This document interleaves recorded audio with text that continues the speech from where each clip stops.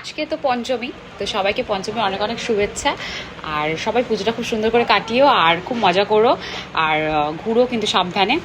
এবছর আমি ডিসাইড করেছি প্রত্যেক দিনের ব্লগটা একেবারে প্রত্যেক দিনের মতন এডিট করে পোস্ট করে দেবো, কারণ অনেকটা দেরি হয়ে যায়, দুর্গাপুজো পরে হয়ে যায়, তো পোস্ট করার জন্য অতটা ভালোও লাগে না, তাই জন্য একেবারে যখন করছি তখন একেবারে পোস্ট করে দেবো বলে ডিসাইড করেছি। তো এই ব্লগটা ছিল হচ্ছে কি পঞ্চমীর দিনে দিদি এসেছিলো বাড়িতে। আর আমি পঞ্চমীতেও ঘুরতে চাইনি, ষষ্ঠী মানে গতকাল একটু গিয়েছিলাম, আর আজকে সপ্তমীর দিনে আমি এটা এডিট করছি।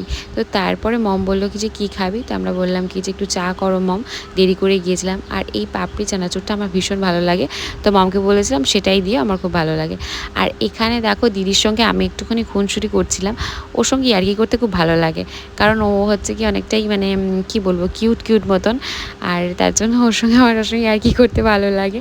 তো তারপরে এই দেখো আমরা ডিনার করতে বসেছি, আর মম এখানে ডিনারে করেছিল হচ্ছে কি ভাত আর ফুলকপি আলু দিয়ে মাছের ঝোল। দিদি মাছের ঝোল খেতে খুব ভালোবাসে, তো দিদি মাংস করতে বারণ করেছিল, আর সঙ্গে করেছিল হচ্ছে কি চাটনি, পাঁপড় আর মিষ্টি।